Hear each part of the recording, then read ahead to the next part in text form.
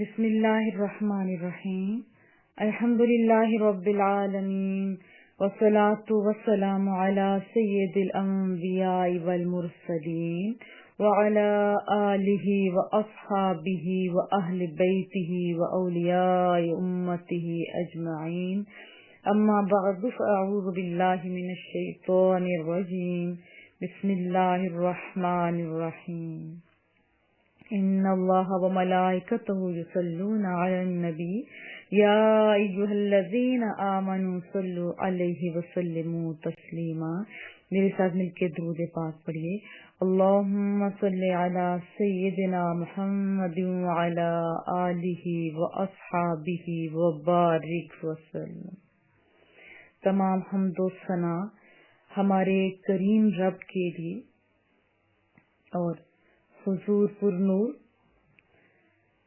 سید سربراہ حامی بے کساں امام المرسلین خاتم النبیین احمد مجتبی جناب محمد مصطفیٰ صلی اللہ علیہ وسلم کی بارگاہ میں ہدیہ درود و سلام عرض کرنے کے بعد کریم رب سے دعا ہے مولا کریمہ ہم سب کو اپنے خاص بندوں میں شامل فرما۔ درود پاک کی فضیلت دو احادیث آپ کو سناتی ہوں، تک یہ حدیث طیبہ ہیں۔ حضرت سعید بن مسیب رضی اللہ تعالیٰ عنہ بیان فرماتے ہیں کہ حضرت عمر فاروق رضی اللہ تعالیٰ عنہ نے فرمایا مجھے یہ خبر پہنچی ہے کہ جب تک دعا میں رسول اللہ صلی اللہ علیہ وسلم پر درود نہ پڑھ لیا جائے اس وقت تک دعا آسمان اور زمین کے درمیان معلق رہتی ہے، یعنی لٹکتی رہتی ہے۔ حضرت ابو جعفر رضی اللہ تعالی عنہ رسول اللہ صلی اللہ علیہ وسلم سے روایت کرتے ہیں کہ جو شخص مجھ پر درود پڑھنا بھول گیا وہ جنت کے راستہ سے بہک گیا۔ تو آئیے بہت ہی محبتوں کے ساتھ درود پاک پڑھتے ہیں۔ اللہم صلی علی سیدنا و مولانا محمد وعلی آلہ وَأَصْحَابِهِ وَبَارِكْ وَسَلَّمْ۔ اور ان کی فضیلت کے بارے میں آپ کو بتاؤں، حضرت عیسیٰ علیہ السلام فرماتے ہیں کہ جس شخص نے علم حاصل کیا اس پر عمل کیا اور دوسروں کو سکھایا تو اسے آسمانوں میں عظیم کا لقب دیا جاتا ہے۔ مجھ سے اکثر سوال کیا جاتا ہے کہ ہم اس وجہ سے بھی علم نہیں حاصل کرتے کیونکہ سنا ہے کہ اگر سیکھیں اور اس پر عمل نہ کریں تو زیادہ گناہ ہے۔ یہ بات بھی درست ہے کہ سیکھیں اور عمل نہ کریں تو گناہ ضرور ہے، لیکن جو بندہ سیکھتا نہیں ہے پھر غلط کام کرتا ہے تو اس پر دو گناہ ہوتے ہیں، ایک نہ سیکھنے کا اور دوسرا نہ عمل کرنے کا، یعنی غلط کام کرنے کا۔ تو بات سمجھ آ رہی ہے کہ علم حاصل کرنا ہر مسلمان پر فرض ہے، تو علم کی خود بھی اور دوسروں کے بھی یہ موٹیویشن کے اسباب پیدا کیجیے تاکہ زیادہ سے زیادہ علم اور خصوصی قرآن کریم کا علم ہم حاصل کر سکیں، اور کریم رب سے دعا ہے اللہ پاک ہمیں عمل کی بھی توفیق عطا فرمائے۔ جب سیکھیں گے تو انشاءاللہ تعالی عمل کی توفیق بھی میرا رب ضرور دے گا، ہمارا رب ضرور دے گا انشاءاللہ تعالی۔ 21ویں پارے کے مضامین۔ اس پارے کی پہلی آیت مبارکہ میں تلاوت قرآن پاک اور نماز قائم کرنے کا حکم ہے، اور نماز کے فوائد بھی بتائے گئے، اور سب سے بڑا فائدہ یہ بتایا گیا کہ نماز انسان کو بے حیائی اور برائی سے روکتی ہے، اور واقعی جو نماز پڑھتا ہوتا ہے اللہ پاک اسے برائی اور بے حیائی سے بچاتا ہے۔ اور ایک یہ معیار بھی بتا دیا گیا کہ نماز برائی اور بے حیائی سے روکتی ہے۔ اب اسی معیار پر ہر مسلمان، آپ سننے والے یا آپ جن کو جاننے والے یہ سوال ضرور کیجیے کہ اسی معیار پر ہر مسلمان اپنے نماز کی مقبولیت اور افادیت کا جائزہ لے سکتا ہے، یہ محاسبہ ہے۔ سمجھ آ رہی ہے کہ رسول اللہ صلی اللہ علیہ وآلہ وسلم کی صفات میں سے ایک ان کی بڑی پیاری سی صفت ہے نبی امی کی حیثیت سے۔ اب اس کا معنی جو ہے لوگ تو یہی سمجھتے ہیں کہ لکھنا پڑھنا نہیں سیکھا، لیکن اس میں کیا حکمت ہے، کیا راز ہے، اس کو خالی اہل ایمان اور اہل محبت ہی سمجھ سکتے ہیں اور میرا سونا رب ہی سمجھا سکتا ہے، یا اس کے جو راز ہیں وہ اہل ایمان کے دلوں میں ڈال سکتا ہے۔ دیکھیں، اگر نزول قرآن سے پہلے یہ کوئی کتاب پڑھنا جانتے ہوتے یا ہاتھ سے لکھنا جانتے ہوتے تو پھر باطل پرست لوگ یقیناً شک میں مبتلا ہو جاتے کہ یہ کوئی ایسا بندہ ہے کہ جو پچھلی کتابوں کا کوئی ذخیرہ، کوئی دفینہ اس کے ہاتھ میں آ گئے تھے، پڑھ پڑھ کے سنا رہا ہے نا ایسی بات۔ اس کے علاوہ کیا کیا فوائد ہیں، میں نے اس پہ بھی ایک درس دیا تھا، وہ بھی ضرور سنیے گا۔ پھر محبوب کو کس نے سکھایا؟ سونے رب نے خود سکھایا، اور کتنا سکھایا وہ خود بہتر جانتا ہے، دنیا میں سے کوئی استاد ان کا نہیں۔ علامہ غلام رسول سعیدی صاحب اور صحیح مسلم کی شرح میں لکھتے ہیں کہ بعد میں معجزے کے طور پر آپ سے لکھنا پڑھنا ثابت ہے۔ یہ بھی ہمارے محبوب کا معجزہ ہے کہ وہ لکھنا اور پڑھنا جانتے تھے۔ اور پھر اللہ نے ہم انسانوں کو جو رزق کے پیچھے دوڑ رہے ہیں، رازق کو بھولے بیٹھے، ان کی توجہ خوبصورت انداز میں دلائی کہ دیکھو ان جانوروں کی طرف بھی تو دیکھو، کیا وہ اپنا رزق اٹھائے پھرتے؟ نہیں، یعنی یہ فرمایا کہ کتنے ہی جانور ہیں جو اپنا رزق اٹھائے نہیں پھرتے، ان کو اللہ ہی رزق دیتا ہے۔ اور ان کو کون رزق دیتے؟ اللہ۔ جتنی کس کی ضرورت ہوتی اتنا ہی دیتے ہے۔ جیسے ہنس پرندے کی خوراک سچے موتی ہے تو اللہ اس سے پیٹ بھر کے کھانا دیتا ہے۔ اسی طرح ایک مچھلی ہے، اس کا بھی خوراک آپ کبھی دیکھیں تو بہت ہی زیادہ ہے، لیکن پیٹ بھراتا ہے سونا رب۔ تمام جانوروں کو دیکھیں تو کیا وہ بھوکے رہتے؟ نہیں، اللہ دیتا ہے، جیسے حضرت مریم کو بند دروازوں کے اندر بھی دیتا ہے نا، ہم نے پڑھا تھا۔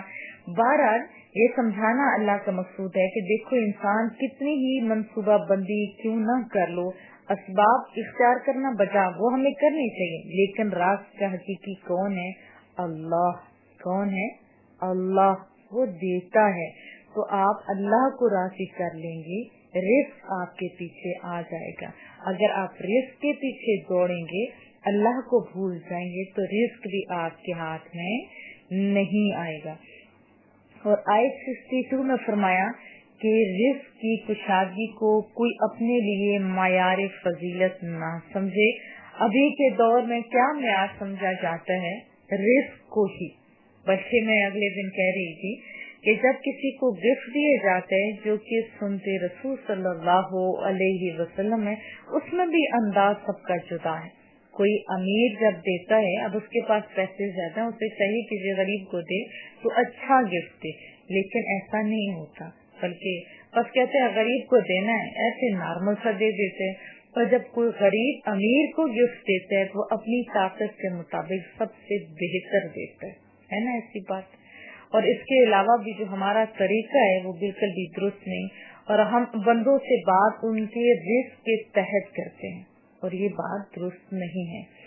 میرے پاس آنے والے سب جانتے ہیں کہ چاہے کوئی امیر ہے چاہے کوئی غریب ہے، ہم ہر ایک کو اسی طریقے کے مطابق ڈیل کرتے ہیں جو ہمارے رسول اللہ صلی اللہ علیہ وسلم کا طریقہ تھا۔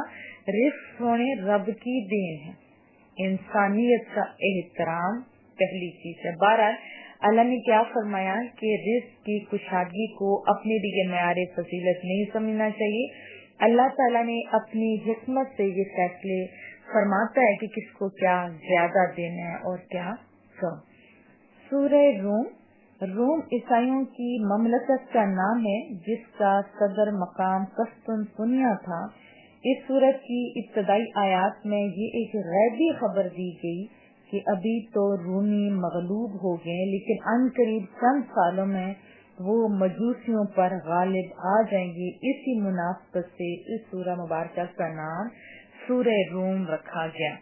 ابتدائی آیات میں بتایا گیا کہ انسان اپنی ظاہری طاقت یا دولت پر اتنا مغرور ہو جاتا ہے کہ وہ اپنے اعمال بد کے نتائج سے بھی بے فکر ہو جاتا ہے۔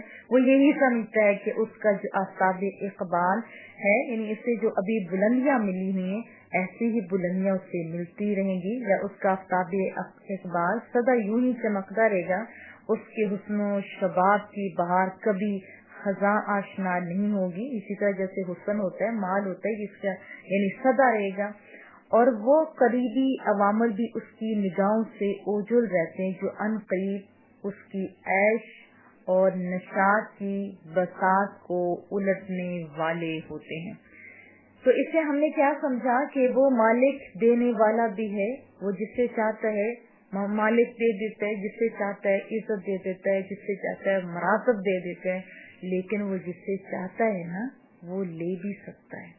جب ملے تو اس کا شکر ادا کیجیے، اور اگر لے لے تو اس کو بھی آپ یہ سمجھیں کہ مالک کی اس میں بھی کوئی راز ہوں گے، تو گلے نہیں کرنے ہمیں چاہیے، اور رزق مل گئے تو رازق کو بھول بھی نہیں جانا چاہیے۔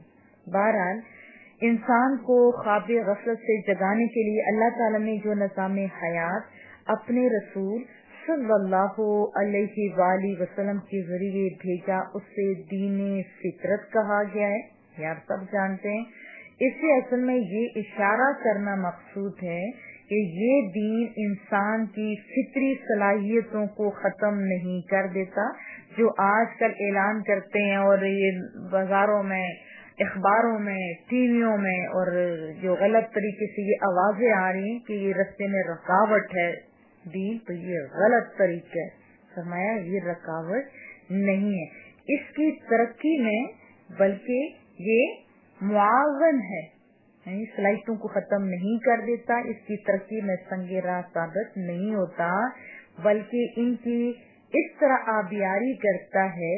آبیاری سے کیا مراد؟ جیسے زمین ہے، اس کو جیسے گوڈی کی جاتی ہے، پانی لگایا جاتا ہے، تو وہ ہوتے ہیں نا پھل پھول لگتے ہیں، وہ کامیابی ہوتی ہے، رونق ہوتی ہے، زینت ہوتی ہے۔ اسی طرح یہ جو دین ہے نا، اس کی پابندی ہر سلیم الفطرت آدمی کے لیے ضروری ہے اگر کامیابی چاہتے ہو تو۔ اگر ہم تاریخ کے آئینے میں دیکھیں تو جاہلوں کو سردار کس نے بنایا؟ آپ خود پیچھے پڑھ کے دیکھیں، مسلمانوں کو کتنا عروج ملا، کس وجہ سے؟ دین مصطفیٰ پر صحیح عمل کر کے۔ سمجھ آ رہی ہے؟ یہ دین کل بھی ایسا ہی تھا، آج بھی ایسا ہی ہے، اور قیامت تک ایسے ہوگا، کیونکہ مالک نے سے دین فطرت کے طور پر بنایا ہوا ہے۔ انسانی فطرت کے لیے وہ مالک ہے نا، اس نے خود جو انسان کو بنایا ہوا ہے تو بہتر جانتا ہے کہ کس طور کے تقاضوں کے مطابق کیسا ہونا چاہیے۔ تو اسلام ایک اتنا پیارا دین ہے کہ ہر دور کے تقاضوں کو پورا کرتا ہے۔ آپ بس عمل کر کے تو دیکھیے۔ آیت نمبر 9 میں ہم لوگوں کی توجہ دلائے گی کہ دیکھو لوگوں کو، یا جیسے جیسے ٹائم آتا ہے، اب دیکھیے ابھی بھی زیادہ تر لوگ مادی قوت پر اترانا شروع کر دیتے ہیں۔ یہ غلط طریقہ ہے۔ مومن صرف اللہ کی ذات پر بھروسہ کیا کرتا ہے۔ اس آیت میں یہ بتایا گیا کہ لوگوں کو اپنی مادی قوت اور طاقت پر اترا کر اللہ تعالیٰ کی غالب قدرت کو بھول نہیں جانا چاہیے۔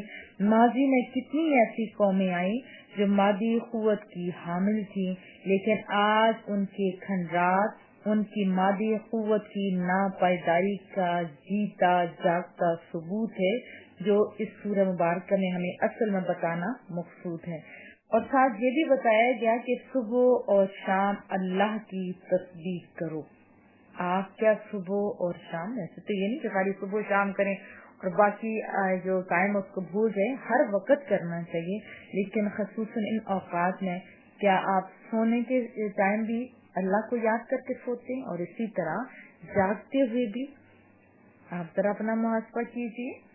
آیت نمبر 21 میں بتایا گیا کہ اللہ کی قدرت کی نشانیوں سے غور کرو، جیسے اللہ نے انسان کے لیے اسی کی جنس میں سے جوڑے بنائے۔ کیوں؟ تاکہ ان سے سکون حاصل کریں، اور زوجین کے درمیان محبت اور ہمدردی کا رشتہ قائم کیا۔ آپ بھی اپنا محاسبہ کرتے چاہیے، جو سکون کے لیے تھا تو کیا ایک دوسرے سے سکون حاصل کر رہے ہیں، یا لڑائی کے لیے اہتمام کیا جا رہا ہوتا ہے؟ یہ بڑے دکھ کا مقام ہوتا ہے کہ میاں بیوی جو بنیادی رشتہ ہوتا ہے اس میں خالی ابھی جنگ ہی نظر آتی ہے، تو یہ غلط طریقہ ہے۔ اور جو سکھ میں پڑ کے وہ آخرت کو بھول گئی، تو ہمیں اعتدال کا کام کرنا چاہیے کہ ایک دوسرے سے سکون بھی حاصل کریں، اور ایک دوسرے کی پرماننٹ سکون کے لیے ایک دوسرے کا ہم لوگوں کو، یعنی مطلب کیا کہ آخرت کی تیاری کے سامان کا بھی خیال کریں۔ تو میں امید ہے کہ انشاءاللہ تعالی اس کے بعد آپ ایسا کریں گے اور مجھے اچھے ہی میسج آپ کی طرف سے آئیں گے، سکون والے۔ پھر سونے رب کی قدرت کی نشانیوں میں سے زمین و آسمان کی تخلیق، پھر انسانوں کی بولیاں، مختلف میٹھی میٹھی سی بولیاں، اسی طرح جانوروں کی بولیاں۔ دیکھیں یہ بھی تو پتہ چلتا ہے نا، اور ہر ایک اپنی اپنی بولی بھی سمجھتا ہے کہ کوئی ہے خالق۔ اتنی میٹھی میٹھی بولیاں اور آوازیں سب کی کتنی الگ الگ اور پیاری ہوتی ہیں۔ اسی طرح رنگوں کا آپ غور سے کبھی دیکھیں، پھر نیند کے لیے رات کا بنانا اور دن کو کام کاج کے لیے، اور اتنی تیز اور خوبصورت روشنی کہ سوئی کے اندر دھاگا ڈالنا بھی آسان ہو جاتا ہے اور فری میں ہر ایک کے لیے۔ تو یہ اللہ کی نشانیوں میں سے بہت بڑی سی نشانیاں ہیں، ہمیں اس کا شکر ادا کرنا چاہیے۔ اور جو لوگ قانونی قدرت کو بدلنے کی کوشش کریں، رات کو دن اور دن رات بنا رہے ہوتے ہیں، تو یہ ناکام لوگوں کی نشانی ہے۔ رات کو اللہ نے سونے کے لیے بنایا ہے، آپ سوئیے، اور دن کو کام کے لیے بنایا، آپ کام کیجیے۔ ہاں اگر آپ کا کام ایسا ہے جس مختلف ممالک میں گرمی ہوتی ہے، وہ رات کو احسن طریقے سے کام کر سکتے ہیں، تو وہ ضرور رات کو کام کریں، اور صبح جب سورج طلوع ہو رہا ہو تو اس کے بعد آپ سو جائیے۔ لیکن جو لوگ رات کو فلمیں اور موویاں دیکھتے رہتے ہیں اور نماز اور اذان کے ٹائم سو جاتے ہیں، تو یہ بڑا غلط کرتے ہیں۔ یہ تو ضمن بات آپ کو بتائی، بہرحال اللہ نے ان نشانیوں کی طرف بھی توجہ دلائی۔ آپ بھی اگر غور کریں گے تو اللہ پہ بہت پیار آئے گا انشاءاللہ تعالی۔ پھر آیت 33 میں انسان کی فطری خود غرضی کو بتایا کہ تکلیف کے وقت تو اللہ کو بڑا یاد کیا جاتا ہے، لیکن جیسے ہی راحت ملتی ہے اس سے بھول جاتے ہیں۔ آپ ذرا اپنا محاسبہ کیجیے، اور اتنا بھول جاتے ہیں کہ استغفر اللہ، پھر اس کے بعد کوئی پریشانی آ جائے پھر اس کی رحمت سے بھی نا امید ہو جاتے ہیں۔ لا تقنطوا من رحمت اللہ، یہ تو اللہ کا وعدہ ہے، اور مومن اللہ سے مایوس، اس کی رحمت سے مایوس نہیں ہوتا۔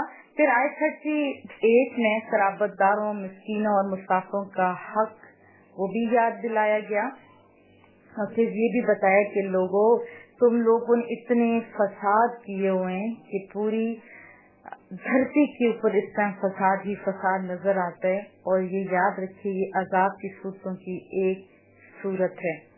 پھر آیت 46 میں اللہ نے بارش کے نظام کو اپنی قدرت کی نشانی کے طور پر بیان فرمایا۔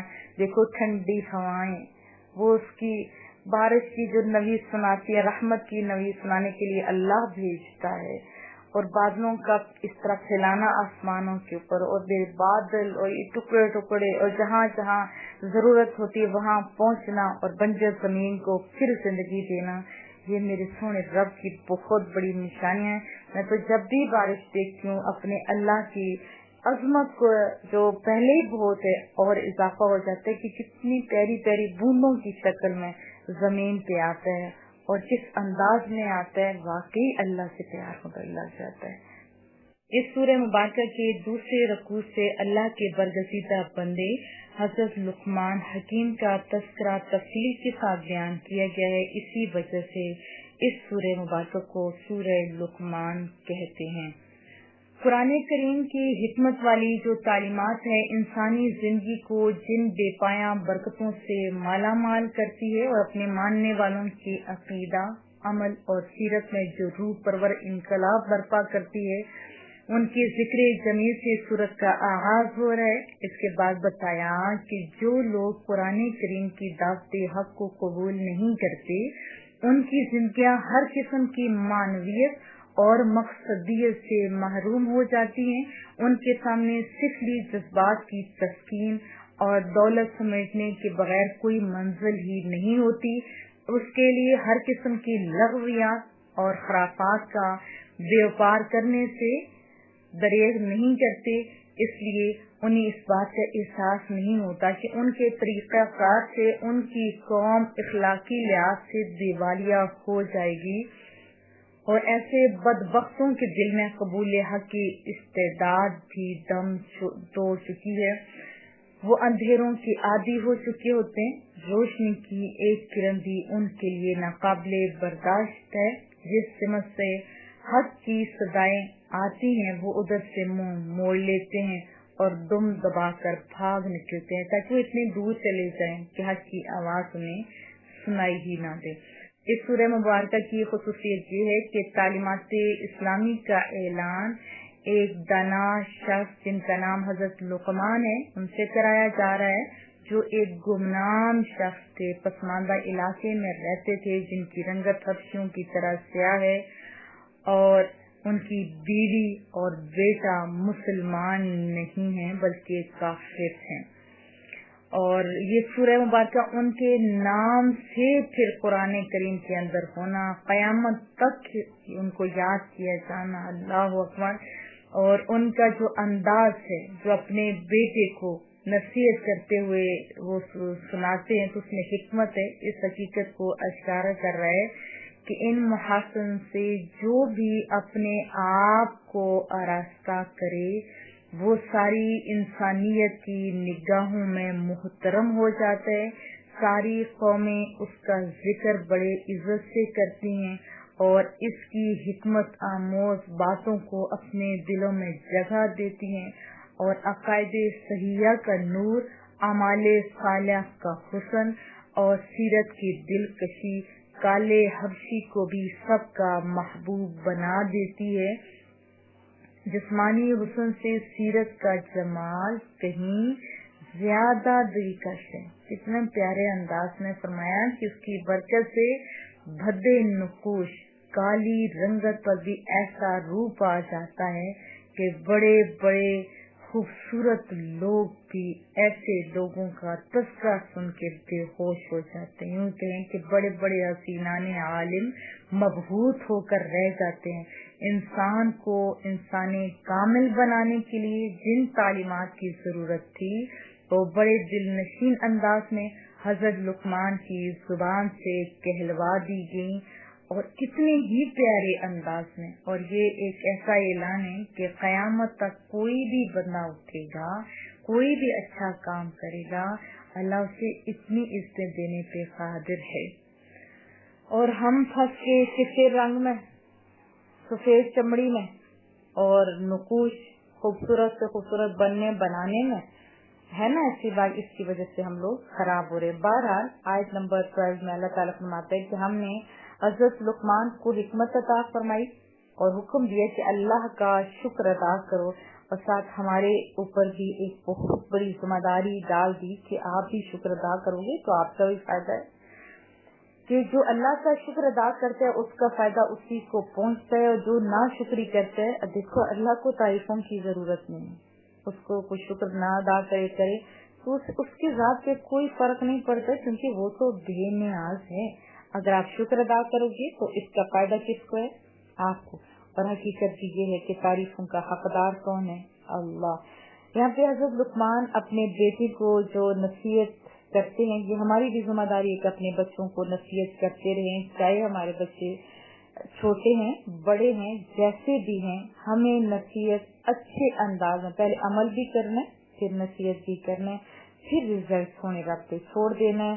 قرآن کریم ہمیں بتاتا ہے کہ حضرت لقمان نے جو نصیحتیں کی وہ یہ ہیں، اپنے بچے کو کہا جو مسلمان نہیں تھا، اسے کہا کہ شرک سے اجتناب کرنا، شرک سے بچنا۔ آپ کو پتہ ہے شرک ظلم عظیم ہے، یہ ظلم عظیم ہے۔ ریاکاری بھی جو شرک کی اثر ہے اس کی طرف بھی ہمیں توجہ کرنا ہوگی۔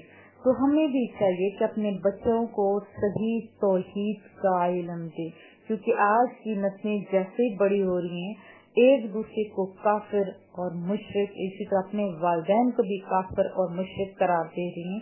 یہ غلط طریقہ ہے۔ قرآن و سنت کے اندر جو توحید کا درس ہے، جس طرح صحابہ کرام اجمعین کی تربیت ہوئی ہے، ایسے اپنے بچوں کی تربیت کرنے کی کوشش کریں انہی کی تعلیمات کے مطابق۔ پھر دوسرے نمبر پہ فرمایا کہ اللہ اور اپنے پیرنٹس کا شکر ادا کرو۔ ابھی کیا ہم ایز اے پیرنٹس اپنی ذمہ داریاں نبھا رہے ہیں؟ پہلے تو یہ سوال ہے، اور پھر کیا اپنے پیرنٹس کا شکر ادا کرتے ہیں؟ کتنے پیرنٹس کا مجھے فون آتا ہے کہ بچے جوان ہوتے ہیں تو پانی دینے کے بجائے پتہ نہیں کیا کیا ان کے ساتھ کرتے ہیں، تو اللہ پاک ہم لوگوں کو ہدایت دے۔ پھر والدین کے ساتھ نیک برتاؤ کرنا، یہ بھی خوش نصیب لوگوں کی بات ہے۔ پھر ماں کا جو مشقتوں کا ٹائم پیریڈ ہے وہ بھی یاد دلایا گیا. اور یہ بھی دیکھیں اللہ نے ہمیں سمجھایا کہ خدا نہ خواستہ اگر آپ کے پیرنٹس مشرک بھی ہوں تو دھیان رکھیے آپ ان کے دباؤ کے تحت کبھی بھی شرک والے یا غلط کام نہیں کرنا. پھر بتایا کہ اگر وہ ایسے ہوں تو آپ نے دنیاوی امور میں ان کے ساتھ نیک سلوک کرنا ہے. کتنا پیارا ہے اسلام، محبتوں کا درس دینے والا. پھر فرمایا پابندی سے نماز قائم کرنا. یہ کون نصیحت کر رہے ہیں؟ حضرت لقمان. ہمیں بھی چاہیے کہ اپنے بچوں کے سامنے خود بھی نماز پڑھے اور ان کو بھی ٹرین کرے. اور ٹریننگ کا ٹائم بھی ہم نے دیا گیا 7 سے 10 سال کے دوران. یہ دیکھیں 7 اور 10 3 سال تو ہوتے ہیں ہمارے پاس، تو تربیت کریں اور پھر انشاءاللہ آپ کے بچے ضرور نمازی ہوں گے. پہلے آپ بتائیں گے نہیں، جب جوان ہو جائیں گے تو ڈنڈا اٹھا کے آپ کھڑے ہوں گے تو کبھی بھی بچے پہ اثر نہیں ہوگا. ہاں یہ الگ بات ہے کہ اگر 10 سال تک بھی وہ نہیں ہوتے سے نمازی تو پھر سختی کا حکم ہمیں دیا گیا ہے. پھر فرمایا کہ نیکی کا حکم دینا اور برائی سے روکنا. یہ کون نصیحت کریں؟ حضرت لقمان. کہ آپ نے اپنے بچوں کو یہ نصیحت کی کہ آپ خود بھی نیکی کا کام کرتے، برائیوں سے روکتے، یا خود ہی برائیوں میں ملوث ہیں؟ نہیں، خود بھی نیکی کا کام کیجیے اور بچوں کو بھی نیکی کے احکامات طریقے بتاتے رہیے. برائی سے روکیں اپنے بچوں کو بھی، اور ان کے اندر بھی یہ صلاحیت رکھیں کہ جہاں بھی وہ برائی دیکھیں اس کو روکنے کی ان میں بھی پاور ہو. پھر فرمایا لوگوں کے ساتھ تکبر سے پیش نہ آنا. کیا یہ بھی آپ نے اپنے بچوں کے اندر صفت ڈالنے کی کوشش کی ہے؟ کیونکہ زیادہ تر ہمارے بڑوں کے اندر ہی اگر دولت آ جاتی ہے یا خاندانی چودراہٹ ہوتی ہے تو ہم کسی انسان کو انسان ہی نہیں سمجھ رہے ہوتے. بچوں نے کیا کرنا؟ تو میں ساتھ ضمن میں یہی باتیں آپ کو اس لیے کہہ رہی ہوں کہ ہم نے اپنے بچوں کو بہترین مسلمان بنانا ہے.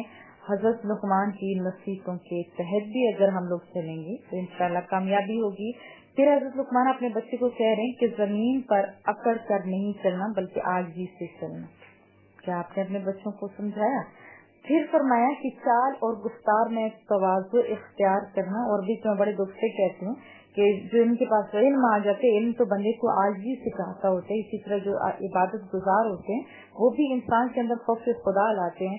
لیکن میں نے یہ بھی دیکھا ہے کہ عبادت اور علم کے ہونے کے باوجود تربیت کی کمی کی وجہ سے ان کے لہجے اتنے سخت ہوتے ہیں کہ نصیحت جن کو کی جاتی وہ کہتے ہیں کہ ہم نے ایسا نہ عالم ہونا ہے تو نہ ہی نمازی ہونا ہے. اپنی زبانوں کو اچھا کیجیے. اسی طرح جو پیرنٹس ہوتے ہیں وہ بھی خیال رکھیں کہ اپنے بچوں کے سامنے آپ اپنی زبان اچھی کریں. زیادہ تر میں مردوں کو دیکھے کہ بچوں کے سامنے خود مظلوم بنے رہتے ہیں، اسی طرح عورتیں مظلوم بنی رہتی ہیں اور پھر اپنی بیویوں کو حقیر جانتے ہیں. تو پھر کیا ان کے بچے بڑے اچھے ان کے وفادار ہوں گے؟ قطعاً نہیں. تو خود بھی دین کا علم حاصل کیجیے اور عمل بھی کیجیے، تواضع اختیار کیجیے. آپ کے بچے انشاءاللہ آپ کے حق میں بڑے مخلص انسان ثابت ہوں گے. حضرت لقمان کی نصیحتوں کو بار بار پڑھیے. میں تو کہتی ہوں لکھ کے دیواروں کے اوپر لگا دیجیے روز، خود بھی اور اپنے بچوں کو بھی. اس کا اندر یعنی جو فوائد ہیں وہ بھی اس کے مطابق عمل بھی کریں اور اپنا محاسبہ بھی کریں اور ہر آنے والا دن پہلے سے بہتر بنانے کی کوشش کریں. بہرحال آخری آیات میں فرمایا کہ یعنی قیامت کب قائم ہوگی، بارش کب برسے گی، ماں کے رحم میں کیا ہے، کوئی شخص کل کیا کام کرے گا، اس کی موت کہاں واقع ہوگی. اس کا مطلب یہ کہ اپنی ذات سے کوئی ان امور غیبیوں کو جان نہیں سکتا. ہاں علامات، اسباب، قرائن اور آلات کی مدد سے حاصل شدہ علم کے ذریعے جیسے بارش کی پیشن گوئیاں بھی کی جاتی ہے، ماں کے رحم میں کیا ہے، بیٹی ہے یا بیٹا، یہ بھی آلات سے جانا جا سکتے. یہ امور غیبیہ نہیں ہے کیونکہ ان کے اندر یہ صلاحیتیں رکھ دی گئی کہ جیسے 4 ماہ کا بچہ پیٹ میں ہوتا ہے تو فرشتے کو پتا ہوتا ہے اور وہ جا کے لکھ کے آتا ہے کہ کون سی جنس ہے وغیرہ وغیرہ. تو ان کو سمجھنے کی کوشش بھی کیجیے. یہ وہ امور ہیں جب تک بندے کو یا کسی کو نہیں پتا، خصوصی طور پر رسول اللہ صلی اللہ علیہ وسلم کو اللہ کے بتانے سے تو ان تک یہ بات کھل نہیں سکتا. غیب کا علم حقیقی علم اللہ کے پاس ہے، ہاں اس کے بتانے سے انبیاء کے پاس ہو سکتا ہے۔ اسی طرح جیسے کہ آلات ہیں، ایسے تو کچھ معنی نہیں رکھتے، لیکن ان کے اندر یہ صلاحیت رکھی گئی کہ وہ جان سکتے ہیں کہ ماں کے پیٹ کے اندر کیا ہے، لیکن یہ امور غیبیہ نہیں، یہ آلات کے ذریعے سے ہم لوگ جانتے ہیں۔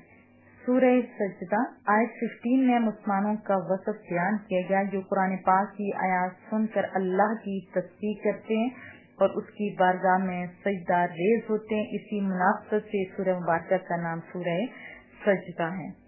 حضرت ابو ہریرہ رضی اللہ تعالیٰ عنہ فرماتے ہیں کہ رسول اللہ صلی اللہ علیہ وسلم جمعہ کے دن فجر کی نماز میں سورہ سجدہ اور سورہ ظاہر کی تلاوت فرمایا کرتے تھے۔ بخاری شریف میں یہ حدیث طیبہ ہے۔ پھر ترمذی کے اندر ہے کہ حضرت جابر رضی اللہ تعالیٰ عنہ فرماتے ہیں کہ رسول اللہ صلی اللہ علیہ وسلم اس وقت تک نہیں سوتے تھے، یعنی نیند نہیں فرماتے تھے جب تک سورہ سجدہ اور سورہ ملک کی تلاوت نہ فرماتے تھے، کہ آپ بھی کرتے ہیں۔ حضرت خالد بن معدان رضی اللہ تعالیٰ فرماتے ہیں کہ نجات والی سورت کو پڑھا کرو اور وہ سورت الف لام میم تنزیل ہے۔ مجھے یہ حدیث پہنچی کہ ایک شخص صرف اس سورت کی تلاوت کیا کرتا تھا، وہ زیادہ نیک نہیں تھا، تو اس کے انتقال کے بعد اس سورت نے اس کے اوپر اپنے اوپر کھلا دیا، اپنے اوپر کہا اے میرے رب، تو سونے رب تو مغفرت فرما دے، کیونکہ یہ کثرت سے میری تلاوت کیا کرتا تھا۔ تو اللہ تعالیٰ نے اس شخص کے بارے میں اس سورت کی شفاعت قبول فرما دی اور فرمایا کہ اس کے ہر گناہ کے بدلے میں ایک نیکی لکھ دو اور اس کا ایک درجہ بلند کر دو۔ یہ میں نے سنن دارمی کی آپ کو حدیث طیبہ سنائی ہے۔ ہمیں گناہوں سے بھی انشاءاللہ بچنا ہوگا اور ان سورہ مبارکہ کی تلاوت بھی اپنا معمول میں شامل رکھنے کی کوشش کریں گے۔ اس سورہ مبارکہ میں خاص بات یہ فرمائی کہ مومن اور فاسق برابر نہیں ہو سکتے۔ باعمل مومنین کے لیے جنت کی صورت میں اللہ نے مہمانی تیار کر رکھی ہے۔ کون میزبان اور کون مہمان ہوگا؟ ذرا سوچیے، جنت اور اللہ اکبر۔ اور پھر فرمایا فاسقوں کا ٹھکانہ جہنم ہے اور وہ جب بھی جہنم سے نکلنا چاہیں گے انہیں واپس اسی آگ میں لٹا دیا جائے گا۔ استغفر اللہ تعالی۔ پھر صبر کا حکم دیا گیا کہ جن لوگوں نے صبر اور تحمل کو اپنا وسیلہ بنایا، طریقہ بنایا، تو ہم نے انہیں لوگوں کے منصب امامت پر فائز کر دیا۔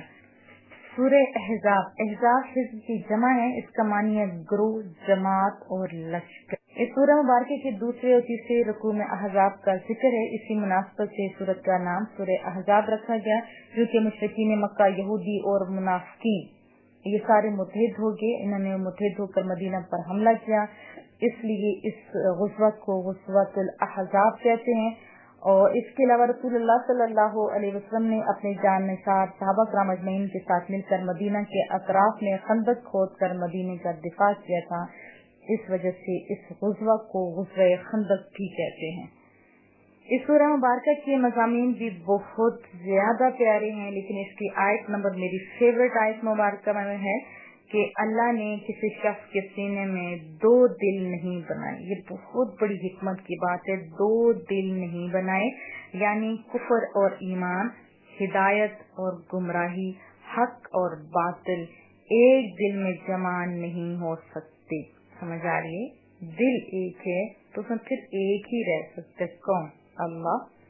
ایک شاعر کہتا ہے کہ 2 رنگی چھوڑ یک رنگ ہو جا، یعنی 2 رنگ چھوڑ دو۔ بہت سارے لوگ کہتے ہیں ہم دین اور دنیا کو ساتھ لے کے چلتے ہیں، میں بات بتا دوں، دنیا وہ ہوتی ہے جو اللہ سے غافل کرتے، باقی ساری چیز دین ہے۔ بہرحال کہ 2 رنگی چھوڑ یک رنگ ہو جا، کیسے؟ یا تو یہ 2 صفحے ان میں سے ایک میں شامل ہو جا، یا ابو جہل بن جا، یا ابو بکر کی سائڈ پہ آ جا، یا ابو لہب کی طرف چلا جا، یا عمر کی طرف چلا جا۔ تو اگر دونوں کے ساتھ آپ یعنی رکھو گے تو تیسرا کون سا بنتا ہے؟ منافق، اور منافق کدھر چلا جاتا ہے؟ جہنم میں۔ تو یہاں پہ ایک دل ہے، اس میں ایک اللہ اور اس کے بتائے ہوئے طریقے ہی رہ سکتے ہیں، اللہ اور اس کے رسول اور قرآن کریم کے مطابق چلیے۔ دیکھیں پوری دنیا کا برتن آپ لے لیں، اسی ایک برتن میں اگر آپ دودھ بھی ڈال دیں گے، گند بھی ڈال دیں گے، تو پھر ریزلٹ کیا ہوگا؟ آپ کو سوچیے۔ تو میں توقع رکھوں انشاءاللہ ہم لوگ ایک رنگ ہو جائیں گے، پکے رنگ والے ہو جائیں گے، क्योंकि अभी बहुत सारे लोग, जैसे मुख्तलिफ ममालिक में जाती हूँ तो देखती हूँ कई तो उंगलियों से लगते ही नहीं है कि ये मुसलमान है। वो अंदर से मुसलमान होते हैं, बाहर से उनकी ये हालत होती है, यानी ला इलाहा पढ़ रहे होते हैं अंदर से और बाहर ये हालत होती है। और कई ऐसे होते हैं कि बाहर से तो बड़े लग रहे होते हैं लेकिन अंदर उनकी बात गलत होती है। तो ये मुसलमान का तरीका नहीं होता। मोमिन सिर्फ अंदर और बाहर से अल्लाह के सामने जवाब दे होता है। वो एक रंगा होता है, जैसे दिल एक है ना, ऐसे मोहब्बत भी उसकी खालिस एक ही होती है। क्योंकि इसी सूरत में हमें बताया गया आयत 21 में कि बेशक रसूल अल्लाह की जात वाहिद वो जात है हर उस शख्स के लिए जो अल्लाह और क़यामत के दिन पर ईमान रखता है और अल्लाह को कसरत से याद करता है, उसके लिए क्या है? नहायत उम्दा नमूना है। क्या है? नमूना है।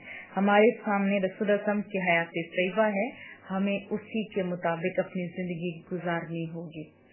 क्या मैं तवक्को रखूं? इंशाअल्लाह ताला।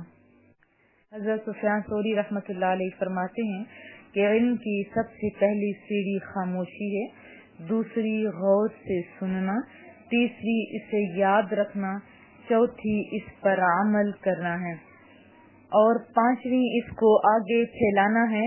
हज़रत अबू दर्दा रज़ी अल्लाह तआला अन्हु फरमाते हैं कि इल्म बांटने वाले या हासिल करने वाले या सुनने वाले बन जाओ, चौथी हैसियत इख्तियार न करना वरना हलाक हो जाओगे। यानी ऐसा न हो कि ना सिखाओ, ना सीखो और ना सुनो। तो इन दोनों में हमने क्या सीखा कि एक खामोशी से गौर से सुनना है और याद रखने की कोशिश करनी है, चाहे हिंट लिख लें या जिस तरह भी हो सके या बार बार सुन के, और फिर उसके बाद बड़ी बात जो सुने उस पर अमल भी करें और फिर जो खुद सुने उसमें दूसरों को भी शामिल करें। नहीं तो ये आखिरी हज़रत अबू दर्दा वाली जो बात थी, ऐसा ना हो कि न सीखो न सिखाओ और ना सुनो। और बाकी हैसियत चौथी कौन सी? हलाक होने वाली। जिन्हें ये बात भी बता दूं कि बहुत सारे लोग कहते हैं कि हम इसलिए नहीं सीखते कि अगर अमल नहीं करेंगे तो इसका भी गुनाह होगा। याद रखिए उसका भी गुनाह जरूर होगा, लेकिन जो बंदा सीखता नहीं है उस पर ना सीखने का भी गुनाह होता है और जो वो गलत काम करता है उसका भी गुनाह होता है। गोया डबल गुनाह वो अपने सर ले लेता है। तो इस नेक काम में हम लोगों ने मिल के चलना है। तो क्या मैं तवक्को रखूं? इंशाअल्लाह ताला। 22वें पारे के मज़ामीन सुनते हैं। इस पारे की इब्तिदा में अज़वाज मुतहरात से कहा गया कि आप लोगों का मकाम इम्तियाजी है, कितनी बड़ी शान है। फिर फरमाया सो तकवा इख्तियार करो, गैर महरम मर्दों के साथ नरम लहजे में बात न करो और जरूरत के मुताबिक बात अगर करनी भी पड़ जाए तो अंदाज भी बता दिया कि बड़े ही बारोब अंदाज से बात करो।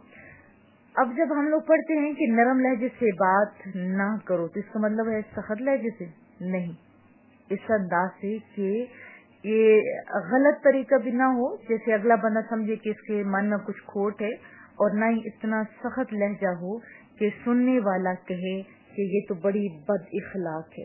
तो गोया बहुत ही अच्छे अंदाज में, कौन सा अच्छा अंदाज जिसमें सिर्फ अपने काम से काम वाली बात हो और बारोब बात हो। आइए समझ, ये हम सबको अल्लाह ताला समझा रहा है। और फिर हुक्म साथ ये भी दिया कि अपने घरों पर रहो। क्या हुक्म दिया? अपने घरों पर रहो। और जमाने जाहिलियत की तरह भी जो कहते हैं ना विंडो शॉपिंग, इसको क्या अल्लाह कह रहे हैं? जमाने जाहिलियत की तरह ज़ेबो ज़ीनत की नुमाइश ना करो, यानी बंद सवर के बाजारों में ना चली जाओ, बाहर ना चली जाओ। फिर साथ हुक्म दिया कि नमाज और ज़कात अल्लाह और उसके रसूल की अताअत पर कारबंद रहो। बज़ाहिर खिताब तो किन को है? उम्महातुल मोमिनीन को, लेकिन हम सबको भी ये समझाया जा रहा है, क़यामत तक की औरतों को।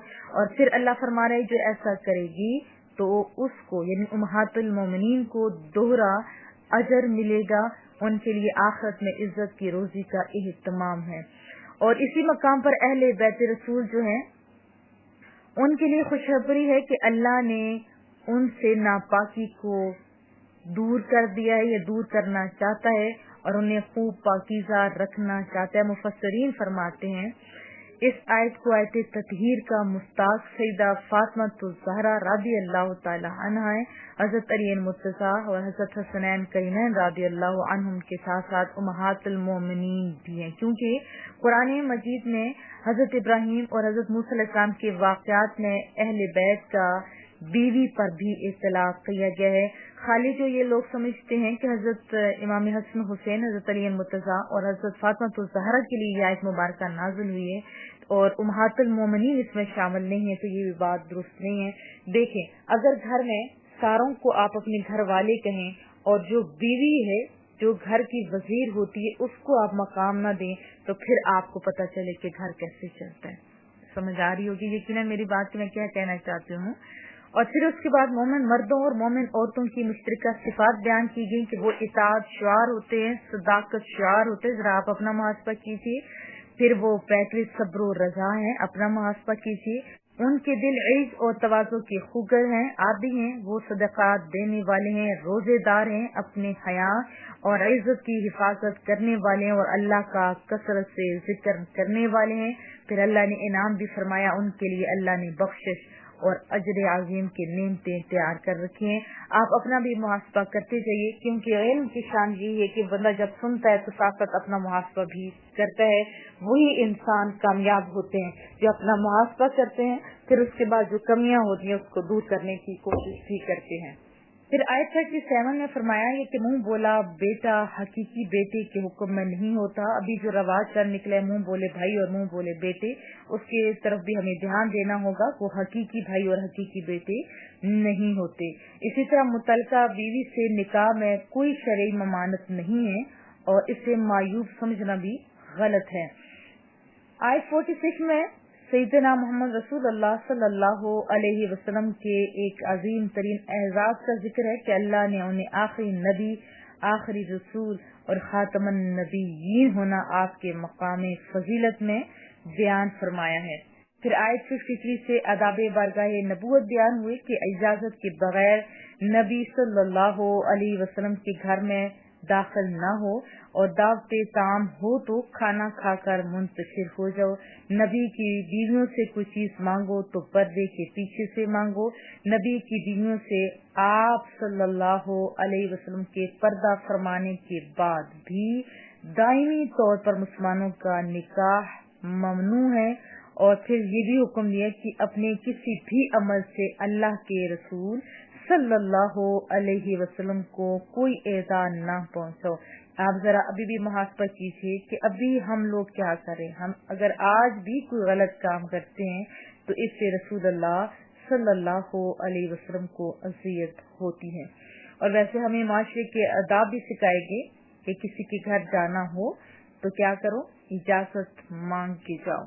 फिर साथ ही 56 आयत में एक बहुत ही बड़ी आयत मुबारक फरमाया कि बेशक अल्लाह और उसके फरिश्ते रसूलुल्लाह सल्लल्लाहु अलैहि वसल्लम पर दरूद पढ़ते हैं। ए ईमान वालों, हमें सिर्फ ईमान से पुकारा गया। फरमाया ईमान वालों तुम भी उन पर दरूद पढ़ो और कसरत से सलाम भेजो। हमें दरूद पढ़ने का भी हुक्म है और सलाम भेजने का भी। सलाम और दरूद एक चीज नहीं है। खाली सल्लल्लाहु अलैहि वसल्लम अगर कहेंगे तो इसमें दरूद भी है और सलाम भी। नमाज के अंदर भी आप गौर करें तो उसमें दरूद पाक अलहदा है और सलाम अलहदा है। और इसके बहुत सारे यानी रसूल वसल्लम पर दरूद और सलाम भेजने के मानी भी हैं, लेकिन जो मानी आपके शायान शान है वही अजमत अता करना सलाह कहलाता है। आयत 57 में बताया कि जो अल्लाह और उसके रसूल को इज़ा पहुंचाते हैं ना, वो सुन ले, उनको दुनिया और आखिरत में लानत और रुसवाई के सिवा कुछ न मिलेगा। आयत 59 में मोमिन जो औरतें हैं उनको हुक्म हुआ कि वो पर्दा करें, अपने सित्रों की हिफाजत करें। आप भी तो जरा अपना मुहासबा कीजिए कितना आप करती हैं। आयत 70 में अहले ईमान को तकवा इख्तियार करने, सीधी और खरी बात करने और अपने अमाल को दुरुस्त रखने का हुक्म दिया और इन अमाल की जज़ा गुनाहों की मग़फ़िरत और बड़ी कामयाबी बताएगी। आप कामयाब होना चाहते हैं तो आओ अल्लाह की बातें मान लें। सूरह सबा, इसमें قوم سبا کا واقعہ بیان کیا گیا، اسی مناسبت سے اسے سورہ سبا کہتے ہیں۔ سبا عرب کے علاقے یمن کی حدود میں واقع ایک قبیلے کا نام ہے، اور یہ قبیلہ اپنے دادا سبا بن یشجب بن یعرب بن قاطان کے نام سے مشہور ہے۔ سورہ سبا میں حضرت داؤد علیہ السلام کے معجزات کا تذکرہ ہے کہ انہیں فضیلت دی گئی، پہاڑ اور پرندے ان کے ساتھ تسبیح کرتے تھے، ان کی اتنی میٹھی بولی تھی، اور لوہا ان کے لیے نرم کر دیا گیا تھا، ایسے بھٹیاں نہیں جلانی پڑتی تھی بلکہ اللہ نے ایسے نرم کر دیا تھا، اور وہ زرہیں بناتے تھے اور باندھنے کے لیے ان میں کڑیاں ڈالتے تھے۔ اسی طرح حضرت سلمان علیہ السلام کے معجزات کا تذکرہ، ان کے تخت کو تیز رفتاری سے اڑا کر جو ہوائیں لے جاتی ہیں اس کا تذکرہ ہے۔ ان کے لیے بھی پگھلے تانبے کا چشمہ جاری کر دیا گیا۔ اللہ کی اذن سے جنات ان کے احکام کو بجا لانے کے پابند تھے۔ حضرت سلمان علیہ السلام کے حکم سے جنات بڑے بڑے قلعے اور بڑے بڑے جو ہے حوض اور بہت بڑے بڑے کام کرتے تھے، اور بڑے چولہوں پر جمی ہوئی دیگیں بناتے تھے۔ ان نعمتوں کا ذکر فرمانے کے بعد اللہ نے فرمایا، اے آل داؤد، یہ ہمیں بھی سمجھایا جا رہا ہے، لوگو اے ایمان والو، ادھر مخاطب آل داؤد کو ہے کہ شکر کرو، اور پھر ساتھ ہی فرمایا میرے بہت کم بندے شکر گزار ہیں۔ آپ اپنا ذرا محاسبہ تو کیجیے۔ ساتھ ہی حضرت سلمان علیہ السلام کے حکم سے تعمیرات میں مصروف تھے جنات، اس کا تذکرہ ہے، اور یہ بھی بہت سمجھنے کی بات ہے کہ ایک کرسٹل جیسے کیبن تھا، اس میں آپ تشریف فرما تھے، یا آپ یہ سمجھیں کہ وہاں کھڑے تھے، کام کر رہے تھے جنات، اور حضرت سلمان علیہ السلام کھڑے تھے۔ اسی دوران اللہ کی اذن سے ان کا آخری ٹائم آ گیا، وفات ہوگی، مگر جنات کو ان کی وفات کا تب پتہ چلا جب دیمک نے ان کے عصا کو، جس سے وہ ٹیک لگائے ہوئے کھڑے تھے، اب دیکھیے ٹیک لگا کے کھڑے تھے، دیمک نے چاٹ لیا۔ اس وقت جب یہ دیمک سے چٹ گئی، یا ان کی جو جس کے ساتھ سہارا لیا ہوتا ہے، پھر وہ زمین کی طرف جب آتے ہیں، اس وقت جنات کو پتہ چلتا ہے، وہ افسوس کرنے لگتے ہیں کہ ہمیں غیب کا علم ہوتا تو اتنے طویل عرصے تک ہم ذلت آمیز مزدوری میں مصروف نہ رہے ہوتے۔ اب اس میں بہت بڑی بات پتہ چلتی ہے کہ بہت سارے لوگوں نے جن قابو کیے ہوئے ہوتے ہیں، اور وہ لوگوں کو بتا رہے ہوتے ہیں، اور اسی طرح کچھ باتیں ان کی سچی ہوتی ہیں، کچھ باتیں ان کی غلط بھی ہوتی ہیں۔ اب یہاں سے کیا پتہ چلتا ہے کہ وہ تو بظاہر کو دیکھ سکتے ہیں، اندر کا حال صرف اللہ جانتا ہے، سمجھ آ رہی ہے؟ اور جن لوگوں نے جن قابو کیے ہوتے ہیں وہ لوگوں کو بے وقوف بنا رہے ہوتے ہیں، کیونکہ دو چار باتیں ان کی چونکہ صحیح نکل آتی ہیں اور لوگ ان پہ اندھا اعتماد کرتے ہیں۔ تو یہاں سے ہمیں کیا پتہ چلتا ہے؟ جنوں کو سب کچھ پتا نہیں ہو سکتا، سمجھ آ رہی ہے؟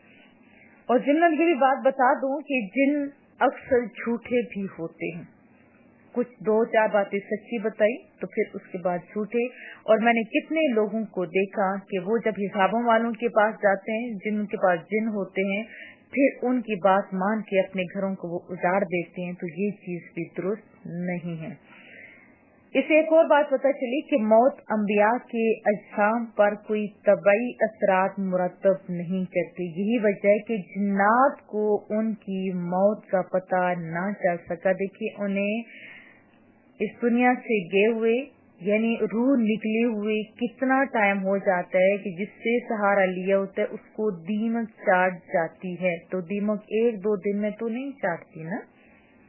تو پھر اس سے بھی آپ اندازہ لگائیے کہ جو اللہ کے خاص بندے ہوتے ہیں، انبیاء ہوتے ہیں، شہداء ہوتے ہیں، اللہ ان کے جسموں کو کس طرح رکھتا ہے۔ اور یہ بھی حدیث طیبہ ملتی ہے کہ زمین پر حرام قرار دیا کہ ایسے لوگوں کے اجسام کو کھائے، کیونکہ اللہ کے وہ خاص بندے ہیں۔ اگر آپ بھی چاہتے ہیں کہ آپ کے جسموں کو بچایا جائے یا کیڑے مکوڑے اسے نہ کھائیں تو نیک کام کیجیے۔ یہاں بہرحال ذکر انبیاء کا ہو رہا ہے۔ پھر لاسٹ میں یہ بتایا گیا کہ پچھلی امتوں کے خوشحال لوگ، آپ بھی اپنا محاسبہ ضرور کرتے چاہیے، بہرحال پچھلی امتوں کے خوشحال لوگ مال و دولت کی فراوانی کو اپنی مقبولیت کی دلیل سمجھتے تھے، تو سونے رب نے فرمایا کہ اس کا قرب مال و دولت کی فراوانی سے نہیں ملتا بلکہ ایمان और अमले सालिह की दौलत से मिलता है। रिज़्क़ की कुशादगी या तंगी का ताल्लुक किसी की फजीलत या बेतौकीरी से नहीं है, बल्कि ये सोने रब की अपनी हिकमत है कि कभी वो नेमतों की फरावानी इम्तिहान के तौर पर फरमाता है और कभी आजमाइश के तौर पे।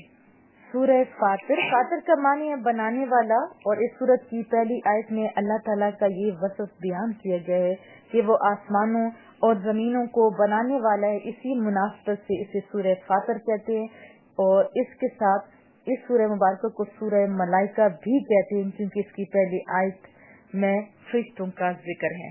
इस सूरह मुबारक की इब्तिदा में बताया गया कि अल्लाह ताला ने 2 और 4 परों वाले फरिश्ते पैदा किए हैं। अल्लाह ताला कादिर मुतलिक है, वो किसी पर अपने रहमत के फैजान को खोल दे तो किसी की मजाल नहीं कि इसे रोक दे, और जिसके लिए वो रोक दे ना तो किसी को ये भी मजाल नहीं कि फैजान रहमत आम कर दे।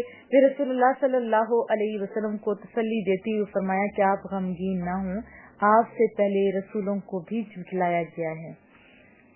फिर अल्लाह ने अपनी कुदरत और शानें बताई, जिस तरह बारिश का तस्करा फरमाया और इंसान की पैदाइश का तस्करा भी इसके साथ आता है।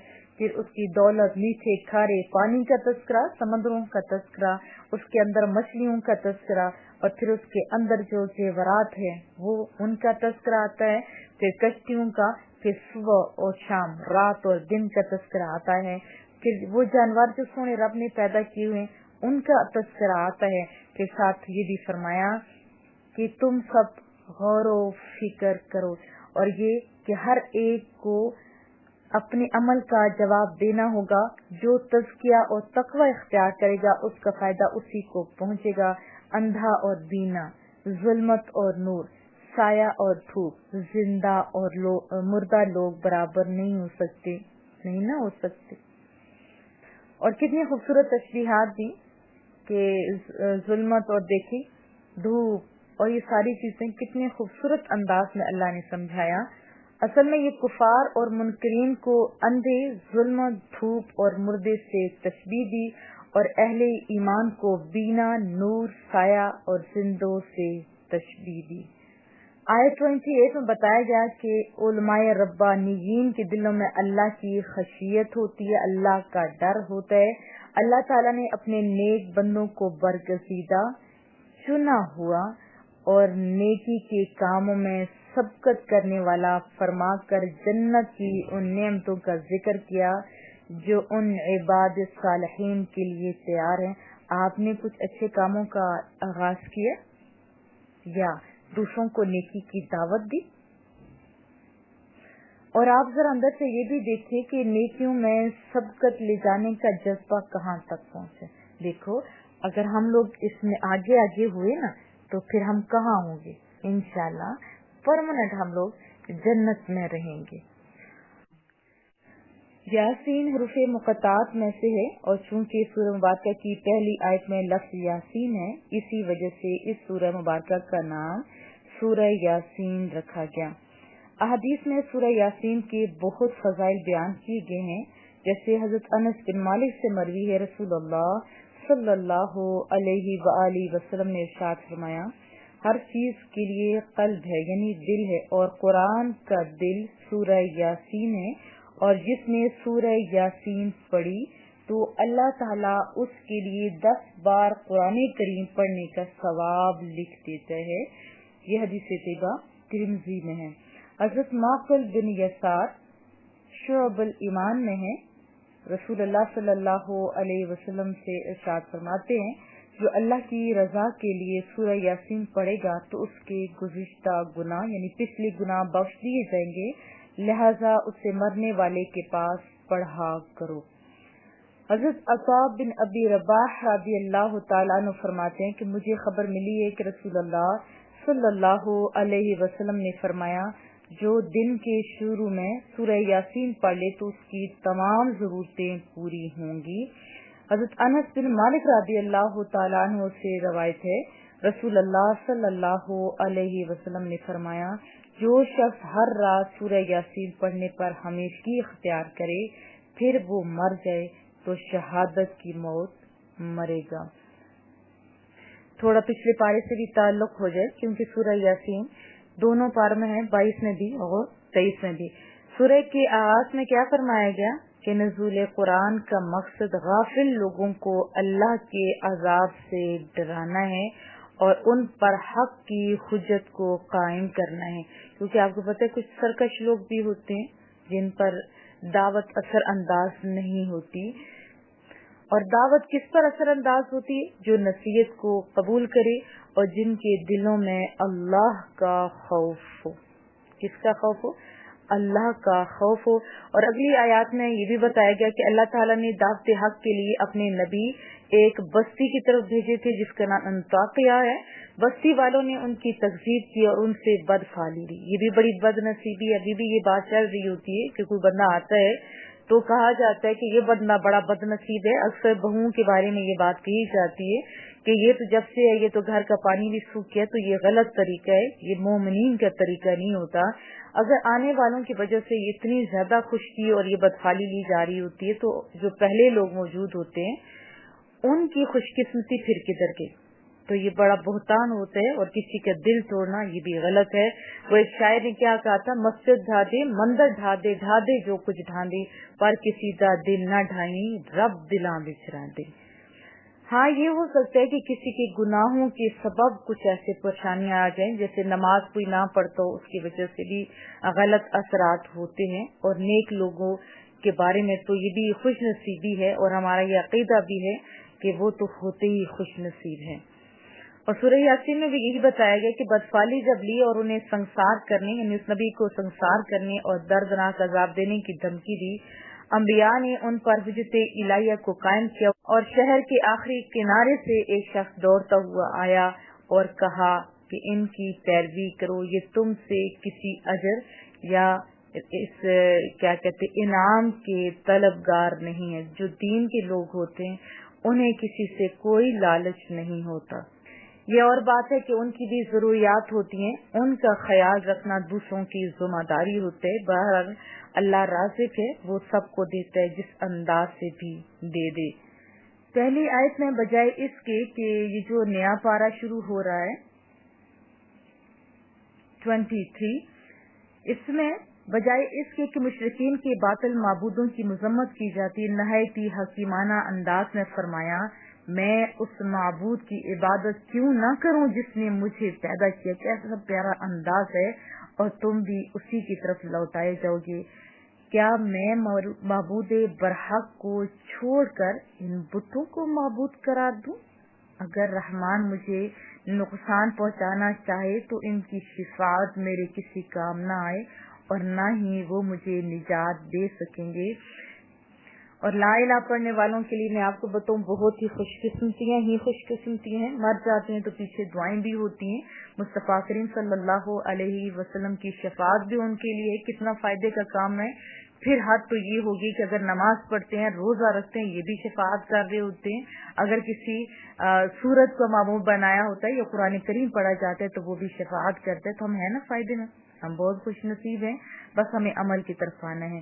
फिर कुरान करीम में अल्लाह ताला की शान बयान करने के लिए बड़ी खूबसूरत अंदाज में दलीलें दी गई और ये भी बताया गया कि क़यामत के दिन मुजरिमों के मुंह बंद कर दिए जाएंगे, मोहरे लगा दी जाएंगी और उनके हाथ और पांव और दीगर अज़ा, यानी जुबान तो बंद होगी लेकिन दीगर अज़ा सुल्तानी गवाह बढ़कर अल्लाह ताला की अदालत में उनके खिलाफ गवाही देंगे। इसलिए आप भी अपने अज़ा से जो जो काम लेते हैं ना, शर्म मोहतात रहा करे, ये ना हो कि यही हमारे खिलाफ हो जाए। बहरहाल आयत 68 में बताया गया कि जिसे हम लंबी उम्र देते हैं तो हम उसकी जिस्मानी बनावट को इब्तदाई हालत की तरफ जो है लौटा देते हैं। कैसे? आपने देखा होगा जो बुजुर्ग होते हैं अक्सर बेशतर वो बच्चों की तरफ हरकत कर रहे होते हैं। फिर फरमाई यानी ऐसी लंबी उम्र की दुआ मांगनी चाहिए जिसमें इंसान की अक्ली, इल्मी, फिक्री और जिस्मानी कुवा सलामत रहे, यानी जिस्मानी ताकत सलामत रहे। ऐसी उम्र भी ना हो, उसके लिए दुआ करें कि जिसमें मोहताजी हो। अल्लाह पाक बस ऐसी शानों वाली जिंदगी दे और ईमान की मौत दे। हाँ, ये दुआ किया करें कि अल्लाह टाइम में इतनी बरकत दे दे कि हम लोग टाइम जाया नहीं करें और इससे बेहतर काम कर सके। सूरह साफात, साफात का मानी है सफ़े बांधने वाले اور اس سورہ مبارکہ کی پہلی آیت میں صفے باندھنے والوں کی قسم ارشاد فرمائی گئی. اسی مناسبت سے اس کا نام سورہ صافات رکھا گیا. حضرت عبداللہ بن عباس سے مروی ہے رسول اللہ صلی اللہ علیہ وسلم نے فرمایا جس نے جمعہ کے دن سورہ یاسین اور سورہ والصافات کی تلاوت کی پھر اس نے اللہ تعالیٰ سے کوئی سوال کیا تو اللہ تعالیٰ اس کا وہ سوال پورا کر دے گا. ابتدا میں شیطان کا داخلہ عالم بالا کی طرف ہوتا تھا مگر بعد میں اس کو بند کر دیا گیا. پھر منکرین آخرت کی بے بسی کا تذکرہ ہے. پھر اس کے بعد اللہ کے برگزیدہ بندوں کو آخرت میں عطا کی جانے والی نعمتوں کا تذکرہ ہے جو کہ دائمی ہیں جو کہ ہمیشہ رہنے والی ہیں. آپ بھی تو ذرا اپنا محاسبہ کیجئے کہ آپ کون سی نعمتیں جمع کر رہے ہیں, اس دنیا والی جو عارضی ہیں یا آخرت والی. پھر یہ بھی فرمایا کہ انہیں عمدہ میوے ملیں گے, وہ جنت میں اعزاز اور اکرام کے ساتھ ایک دوسرے کے مقابل خوبصورت پلنگوں پر بیٹھے ہوئے ہوں گے. کتنی مزے کی باتیں, دل کرتے ہیں بھاگ کی جنت میں اللہ پہنچا دے. اتنا دل کرتا ہے کہ مولا کب وہ دن آئے گا جب مصطفیٰ کریم سے ہم دیدار کر پائیں گے صلی اللہ علیہ وسلم, اللہ کا دیدار ہوگا, اتنے اعزازات ہوگی, اتنی میٹھی چیزیں ہوگی, اتنی دائمی ہر چیز ملے گی. سفید اور لذیذ شراب طہور کی جام گردش میں ہوں گے, جو مرضی لے لو, اور جن سے نہ درد سر ہوگا اور نہ ہوش اڑیں گے. ایسا وہ میٹھا ہوگا سب کچھ, اور شرم و حیا والی حوریں اور وہ بلند مقام جہنم کا مشاہدہ وہاں سے وہ کر سکیں گے, کیونکہ مرنے کے بعد نگاہیں اتنی تیز ہو جاتی ہیں کہ وہ کوسوں دور جو فاصلے ہوتے ہیں وہ سمٹ جاتے ہیں اور وہ دیکھ سکتے ہیں ایک دوسرے کو. کے ساتھ اپوزٹ چیز بھی بتائے گی کہ جہنمیوں کی کیفیت استغفر اللہ تعالی, ان کے کھانے کا جو سامان ہوگا وہ کھولتا پانی کی زبان سے اب کہنے بھی نہیں ہوتا. اللہ پاک ہر ایک کو بچائے. پھر حضرت ابراہیم علیہ السلام کا واقعہ دوبارہ سے ان کے خوبصورت جو انداز تھا بتوں کو توڑ دیا اور پھر ان کے لیے آگ جلائی گئی, کس انداز میں انہیں منجنیق میں ڈال کے اس میں پھینکا گیا. اور رب کی شان دیکھیے, وہ آگ جو جلانے والی تھی لیکن اسے گلزار بنا دیا, اس کے لیے کوئی قربان ہو کے تو دیکھیے وہ ساری دنیا کے لیے ایسے کرنے پہ قادر ہے. پھر حضرت اسماعیل علیہ السلام کی ولادت کی بشارت جو اپنے والد محترم کی آنکھوں کے ٹھنڈک تھی, ان کو ذبح کرنے کا حکم, اور کیسے ان دونوں باپ بیٹا نے اللہ کے سامنے سر جھکا دیا اور اتنا بڑا کام, یعنی وہ خواب تھا اس کو سچ کر دکھایا. پھر اللہ نے ان کو تو بچا لیا, سنت کو زندہ کر دیا. مہندے کو ذبح کیے جانے کا جو ذکر ہے نا, جس سے قرآن کریم ذبح عظیم قرار دیتے ہیں, یہ انہی کی یاد میں تو ہے. آپ سوچئے اگر ہم لوگوں کو اپنے پیارے ذبح کرنے پڑ جاتے تو کیسا لگتا. یہ اللہ کے احسانوں میں سے بھی بہت بڑا احسان ہے کہ ہم پہ اللہ نے کرم کیا کہ ہم لوگ بکرے یا مینڈے جو کچھ بھی ہوتے ہیں ذبح کرتے ہیں, اللہ ہمیں ثواب دے دیتے ہیں. پھر انبیاء کا تذکرہ, حضرت اسحاق, حضرت موسیٰ, حضرت ہارون, حضرت الیاس, یاسین, حضرت لوط, حضرت یونس علیہ السلام.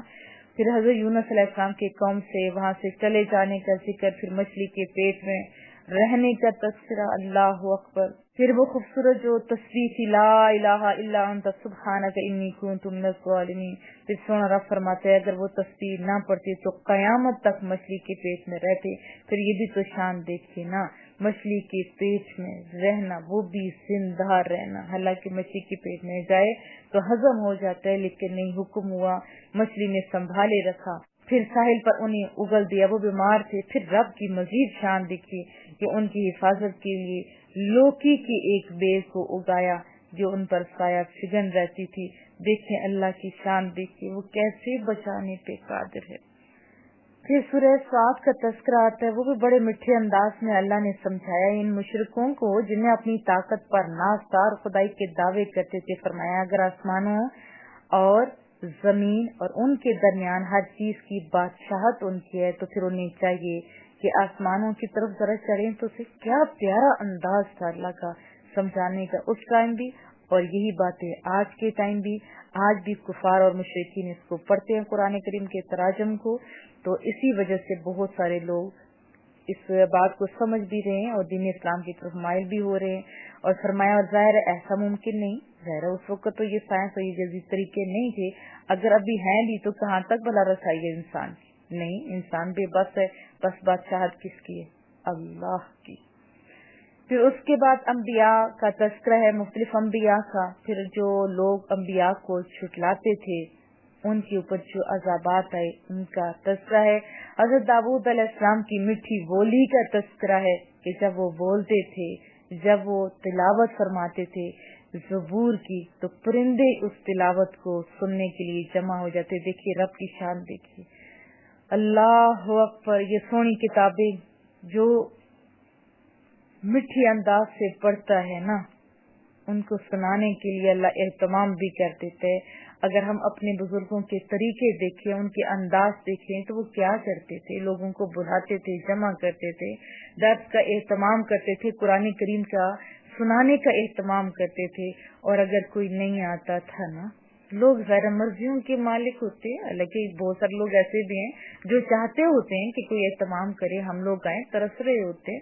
مجھے کتنے میسج آتے ہیں، شکر آپ نے ابتدا کی اور ہمارے گھروں میں یہ ہمیں سارا کچھ سننے کو مل رہا ہے، ورنہ ہم بڑے عرصے سے ترس رہے تھے۔ بہرحال جب وہ پیارے سے لوگ کرتے تھے اہتمام، کوئی نہیں آتا تھا تو پھر ایسے ہی جیسے انسان کی پگڑیاں وغیرہ ہوتی ہیں نا مردوں کی، یا رومال یا کچھ سے ایسے رکھ کے درس دیتے تھے اور دعا کرتے تھے، مولا ہم نے تو اہتمام کر دیا، اگر یہ لوگ نہیں آئے تو ہم مولا کچھ نہیں کر سکتے۔ کتنی ان میں لگن تھی، کتنا ان میں جذبہ تھا، کتنی ان میں محبت تھی۔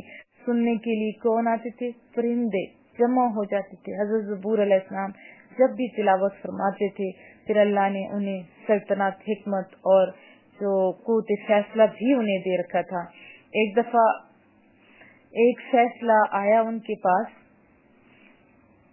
یعنی مقدمہ آیا ان کے پاس، ایک شخص نے کہا میرے بھائی کے 99 دمبیاں اور میرے پاس ایک ہے، ایک ہی دمبی۔ اب دیکھیں لالچ کی حد دیکھیے، اور وہ بندہ کیا کرتا ہے، اس کا سگا بھائی ہے، وہ کہتا ہے، دباؤ ڈال رہا ہے کہ یہ ایک دمبی تم رکھ کے کیا کرو گے، وہ بھی مجھے دے دو، بجائے اس کے کہ یہ کہتا ہے کہ میرے پاس اتنی آدھی تم لے لو، کہا نہیں تمہارے پاس ایک ہے وہ بھی مجھے دے دو، بس لالچ کی حد نہیں۔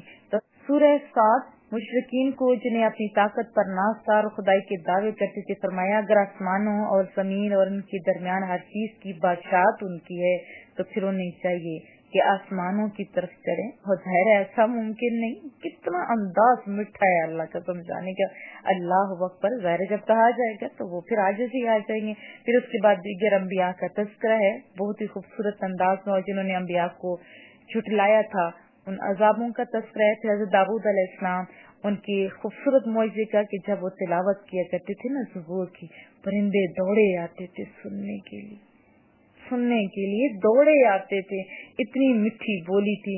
پھر اللہ نے انہیں سلطنت، حکمت اور قوت فیصلہ بھی عطا کیا ہوتا۔ ایک مقدمہ آیا ان کے پاس، ایک شخص نے کہا میرے بھائی کے پاس 99 دمبیاں ہیں، شیز جیسے ہوتی ہیں، اور میرے پاس جسٹ 1 ہے، وہ پھر بھی مجھ پہ دباؤ ڈال رہی ہے کہ دیکھیں کیسے لالچ کی حد ہوتی ہے۔ ابھی بھی کتنے آتے ہیں میرے پاس ایسے میسیجز، اور وہ کیوں دباؤ ڈال رہے، کہہ رہے کہ جو ایک ہے وہ بھی مجھے دے دو۔ حضرت داؤد علیہ السلام نے کہا کہ ایک دمبی مطالبہ کر کے اس نے ظلم کیا ہے، اور اکثر شرکا ایک دوسرے پر زیادتی کرتے ہیں سوائے ان کے جو ایمان لائے اور اعمال صالحہ کیے۔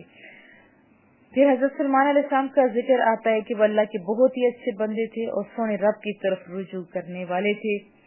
پھر حضرت ایوب علیہ السلام وہ سونے خوبصورت ہستی تھی، اللہ کے محبوب بندوں میں سے، ان کا بھی بڑا اچھے انداز میں قرآن کریم میں تذکرہ ملتا ہے، ساتھ ان کے مصائب کا بھی ہے کہ کتنے وہ صابر تھے۔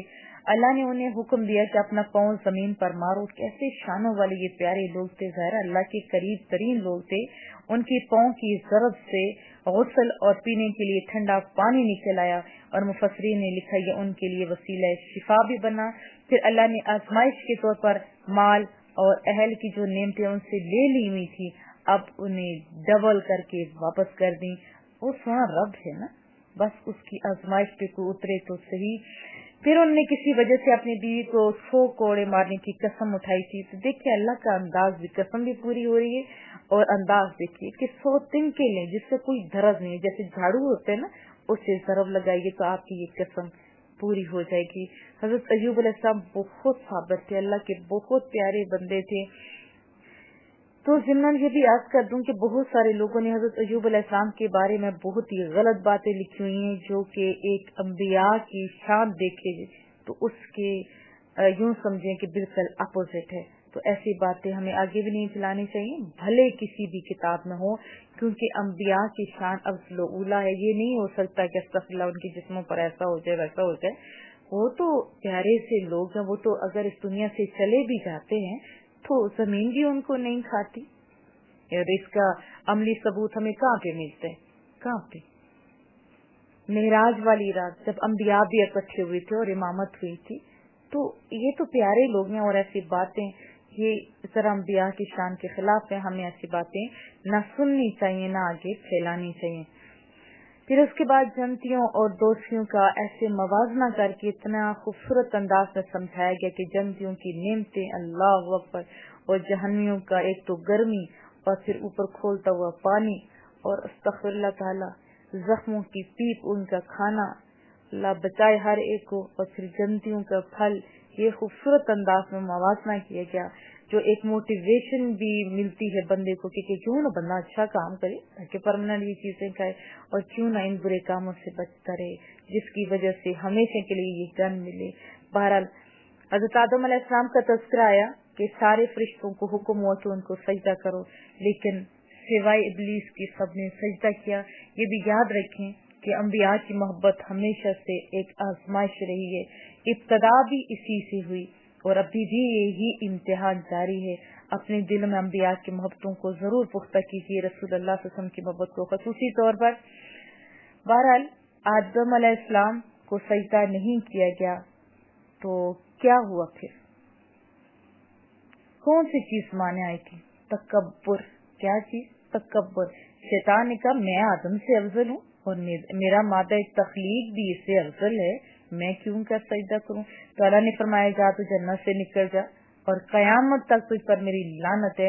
اس سے ایک بات بھی پتہ چلتی ہے کہ خطا اجتہادی کو تسلیم کرنا اور اس پر اللہ سے معافی مانگنا حضرت آدم علیہ السلام کی سنت ہے. بلند مقام پھر ملتے ہیں, اور اپنی معصیت پر ڈٹ جانا اور اس کو درست ثابت کرنے کے لیے دلیل کا سہارا لینا, یہ ابلیس کا کام ہے. آپ بھی ذرا اپنا محاسبہ کرتے جائیے. پھر شیطان نے بھی کہا تھا کہ مولا میں تو نکل رہا ہوں لیکن دوزخ کو بھر دوں گا تیرے بندوں سے. تو رب نے بڑے مان سے کہا تھا جا جا جو مرضی یہ کر لے, لیکن جو میرے بندے ہوں گے نا وہ تیرے چنگل میں بھی نہیں آئیں گے. آپ ذرا محاسبہ کیجیے, آپ کا کیا کن لوگوں میں شمار ہے؟ سورہ زمر. زمر کا معنی ہے کئی گروہ اور کئی جماعتیں. جیسے آیت نمبر 71 میں کفار کو گروہ در گروہ جہنم کو ہانکنے, اور آیت نمبر 73 میں اللہ سے ڈرنے والوں کو گروہ در گروہ جنت کی طرف سے لائے جانے کا تذکرہ ہے. اسی مناسبت سے اس کا نام سورہ زمر ہے. مسند احمد میں سورہ زمر کے بارے میں حضرت عائشہ صدیقہ فرماتی ہیں کہ رسول اللہ صلی اللہ علیہ وسلم اتنی تسلسل سے روزے رکھتے کہ ہم کہنے لگتے کہ اب آپ افطار نہیں فرمائیں گے, اور کبھی روزہ نہ رکھتے یہاں تک کہ ہم کہنے لگتے کہ اب آپ روزہ نہیں رکھیں گے. آپ صلی اللہ علیہ وسلم ہر رات سورہ بنی اسرائیل اور سورہ زمر کی تلاوت فرمایا کرتے تھے. اس کی ابتدائی آیات میں سونے رب کی قدرتوں کا ذکر ہے, جیسے آسمان, زمین, سورج, چاند, ستارے, رات اور دن کا آنا جانا. پھر حضرت آدم علیہ السلام کی پیدائش کا تذکرہ ہے کہ کیسے اللہ نے انہی میں سے جوڑا پیدا کیا, اور پھر انسان کی پیدائش کا تذکرہ ہے. پھر اس کے بعد انسانی خود غرضی کا بیان کہ نعمت ملے تو رب کو بھول جاتا ہے. کیا کرتا ہے؟ رب کو بھول جاتا ہے.